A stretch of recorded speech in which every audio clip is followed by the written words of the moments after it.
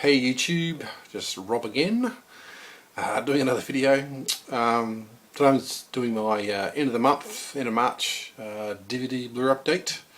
Now I think I'm actually a few days late doing this.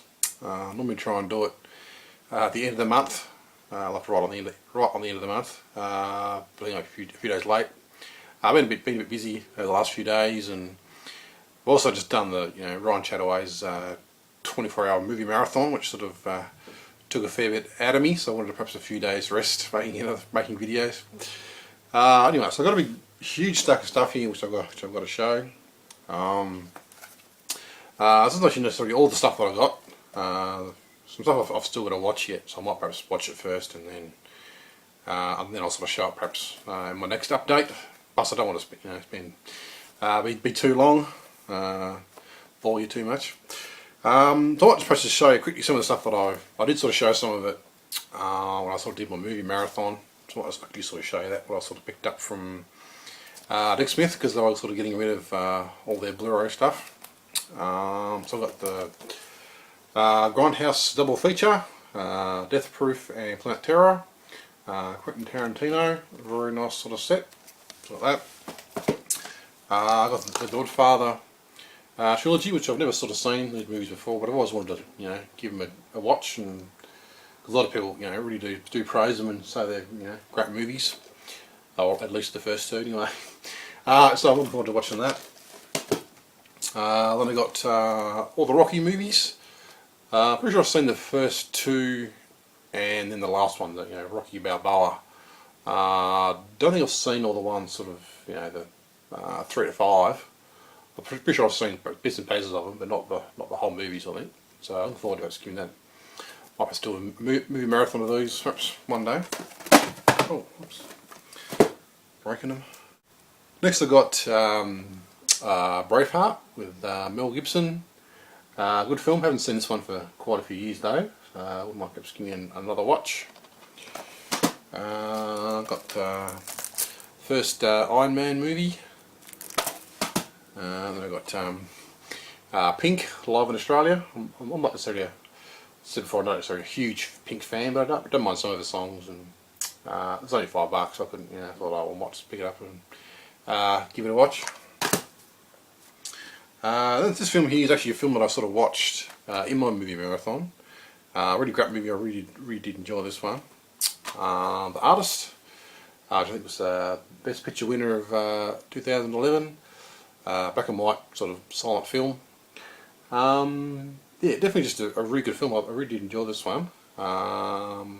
As I said in my movie marathon, I was a bit worried it wasn't necessarily going to be, might have been a sort of an overhyped movie, but it was actually a really good movie. I thought I just really loved the characters in it and the storyline, and great use of sort of music, and obviously the silent film type aspect to it, which I thought was pretty cool.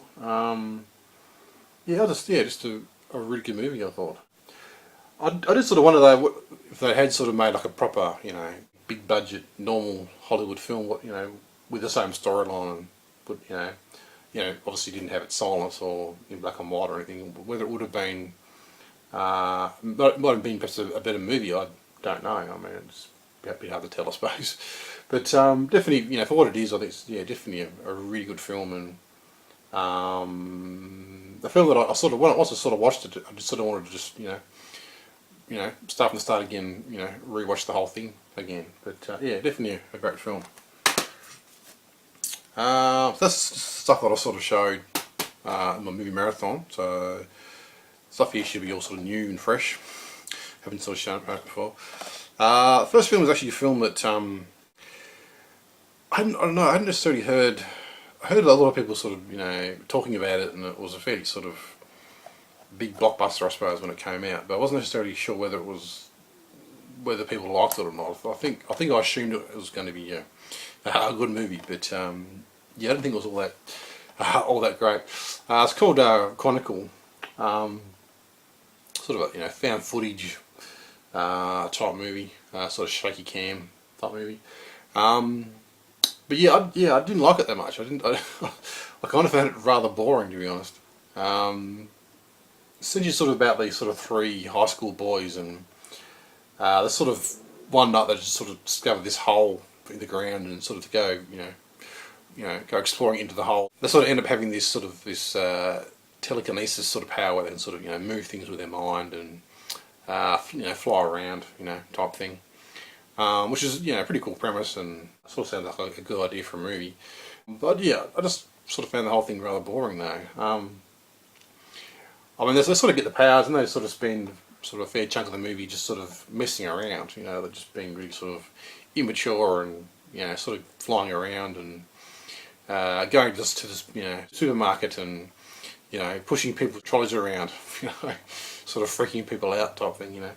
But I mean, there was an element of where they sort of had the three boys had a bit of a sort of a a bit of a sort of a bonding experience, I suppose, because all three of them had these sort of special powers, and they sort of talking about their feelings, and so I didn't sort of necessarily mind that sort of aspect to it, and so because the main character was a bit of a sort of picked on, from other kids at school, and sort of having problems at home, and so the second half of the movie is sort of the main character. He just sort of starts to lose it type thing, and starts to sort of ends up having a bit of like if you ever watched the animated movie Akira, it was pretty much just a copy of that in some ways. Sort of he sort of goes into the street and just sort of starts throwing cars around and just smashing everything up and just totally sort of losing it, and which was, I guess in some ways was kind of cool, I suppose. But for me, it was just sort of like a real sort of extreme. Like it seemed to be it was rather sort of boring and slow, and just these high school kids messing around, with their powers, and then the next thing, the main character just starts to lose it and starts smashing things up, and I mean, there's certain things do sort of happen, perhaps sort of leading up to that point, but I mean, I don't know. To me, it just overall was a rather boring movie, I think. Definitely, I'd love to hear what other people thought of this movie, but I just thought it was rather boring, and yeah, it could have been a much better movie than it was, I thought, but anyway. So that next two are actually sort of double features, sort of comedy double features on Blu-ray. Sort of two movies on one disc. I'm sort of on the hunt to sort of get all of Sandra Bullock's movies, so I've picked up a few of her movies recently. So I've got a little here of Practical Magic and The Witches of Eastwick. Both, not too bad, not necessarily fantastic movies, but I just enjoy them to a point. I think Practical Magic sort of reminded me a lot of sort of Thelma and Louise. You sort of got these sort of two sisters, and Nicole Kidman, she sort of gets this sort of boyfriend, and he ends up being a bit crazy, a bit psychotic, I suppose, and tries to kill her type thing. So they sort of end up, I don't know, spoiler, I suppose, but they sort of end up sort of killing him type thing. Definitely sort of, I don't know, Thelma and Louise type thing to it, I thought. So you got Sandra Bullock and Nicole Kidman, both really good looking in the movie. Then you've got Witches of Eastwick with Cher, Michelle Pfeiffer, and Susan Sarandon, and another three really attractive women. I think they're fairly young in both these movies. All the actresses are rather young. So you've got three witches that don't necessarily know that they're witches, but they sort of end up sort of wishing for this because they live in like a very sort of small town and very boring, and so they wish to have this sort of man come and which is obviously Jack Nicholson. He sort of comes and seduces all three of them and sort of have a bit of a foursome, I suppose, if I can say that. And then of course the town, small town, starts to talk, and what do they sort of fall up to, type thing. It wasn't too bad. I thought I'm not necessarily a huge fan of Jack Nicholson, though. I think he can sort of overact a little bit, I think, sometimes, and I don't know. But definitely, not too bad. I thought they're fairly cheap, this sort of double pack. So anyway, the next one, another double feature, Miss Congeniality and Miss Congeniality 2. Again, Sandra Bullock. I think I'm pretty sure I've seen the first movie and thought it was A really cool movie, I thought. Haven't seen the second one though yet. But I think these are just, yeah, from what I've, just a really sort of fun movies, and yeah. I'm sure a lot of people already perhaps seen these ones, so I don't necessarily need to talk about them too much. But yeah, not looking forward to watching them. They've got another Sandra Bullock movie, you know, for $2. 28 Days. I think it's probably the very first movie that I ever saw her in, I think. Oh, apart from Speed, probably. That might have been the first one. I haven't seen this one for, you know, quite a few years. I think I've only seen it probably once or twice. But definitely, it's probably, you know, one of the main reasons that, you know, I kind of like Sandra Bullock. Just, yeah, this is what I can remember. A really good movie. Essentially, you've got Sandra Bullock, and she sort of gets done for drink driving, and she sort of gets the choice of whether going to jail or she can just go to rehab for, you know, 28 days. So she goes to rehab, and maybe it's just about sort of, you know, about the characters that she sort of meets and what sort of happens to her, you know, type thing. But definitely a great movie from what I remember. Next two here, two sort of animated movies. Got The Great Mouse Detective, Basil, which is kind of like a bit of a Sherlock Holmes type movie, I guess. But instead of Sherlock Holmes, you've got like a mouse sort of solving crimes, you know, type thing. This actually wasn't too bad a movie. It didn't necessarily sort of blow me away, I suppose, but I thought it was a fun sort of animated movie. Essentially, you've got I can't remember what her name is, but the little sort of girl mouse, and her father gets kidnapped by the bad guy, which is Radigan. And then Basil, the detective, sort of has to sort of find out why he's been kidnapped and, you know, go and save him, you know, type thing. But yeah, it wasn't a bad movie, I thought. You know, nice songs in it, and decent sort of animation. I'm not too sure when it came out though. Yeah, I'm not too sure on that one. But definitely just a great sort of movie. This one here is just a bit of a sort of a blind buy, which I sort of got. I thought it was going to be sort of like an animated sort of CGI movie, which I guess in some ways it is, just, but it's more sort of live actors sort of with a sort of a CGI type background. It's called Mirror Mask. I think it's 2005. I think it came out. It's a bit of an odd movie. I don't necessarily think I liked it all that much. I think it was a bit boring. It's the same as Chronicle. Essentially, if I can explain the storyline to it, essentially it's about a sort of young girl, and she sort of works in a circus with her family. Her family own this circus, and but she doesn't like being in the circus, and she wants to you know, be a normal girl, as she sort of puts it. So she has this sort of bit of a fight with her mother about it, and then, like, you know, 10 minutes later, her mother, you know, gets really sick and goes to hospital, and so I think in some way she sort of feels, you know, guilty about, you know, being so mean to her mother type thing. So she sort of goes into sort of like a, you know, falls asleep and sort of goes into this sort of dream world, and has to be a bit of an adventure, and it's kind of like an Alice in Wonderland, Coraline type storyline to it. She just sort of meets all these sort of strange characters and, you know, strange world type thing, and has to sort of find a way out type thing. Yeah, I just find it rather boring, and I mean, in some ways, sort of the art style to it was kind of interesting, I suppose, but not necessarily sort of a huge fan of sort of CGI, and I didn't think CGI was all that good in it. It was really sort of, I don't know, really hard to sort of just, I don't know, be hard to explain, I suppose. I don't necessarily like the design. It just seems to be rather sort of amateurish, I think, in some ways, if I can sort of put it like that. But yeah, definitely about a young girl. She sort of goes into this sort of strange world, and, you know, so has to try and find a way out type thing with sort of strange places and strange creatures. But yeah, I might perhaps give it a watch.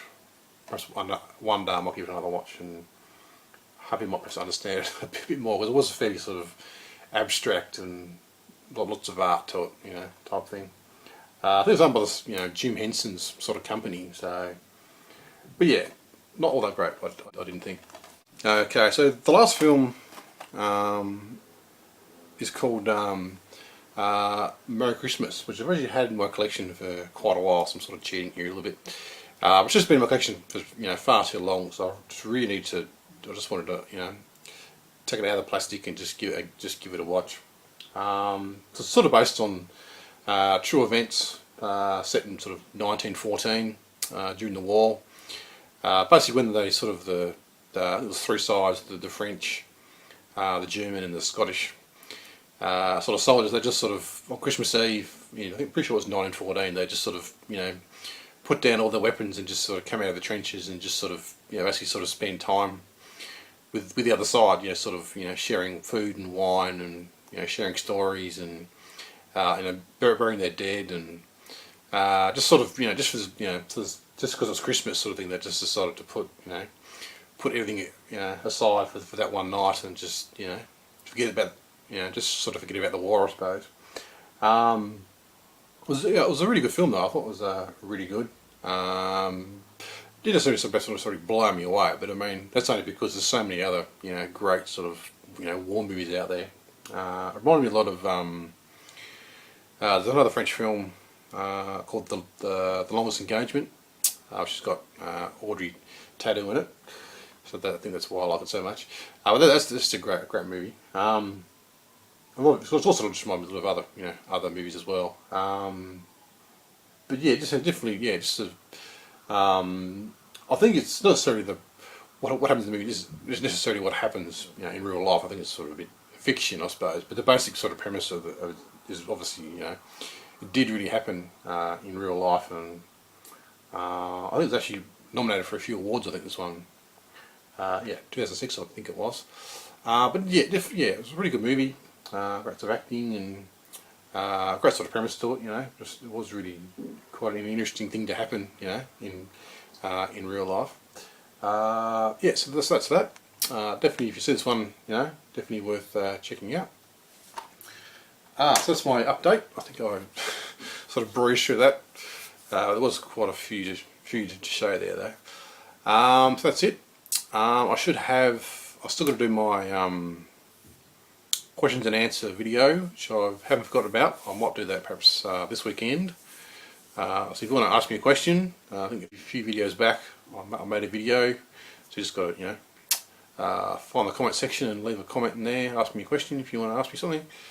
And I'll probably do that this weekend, I reckon, if I get time. So that's it. Thanks for watching. If you've seen any of these movies, certainly leave me a comment. Especially the Chronicle movie. If you've seen that one, I wouldn't mind getting perhaps other people's opinion on that movie. That's it. See you next time. Bye.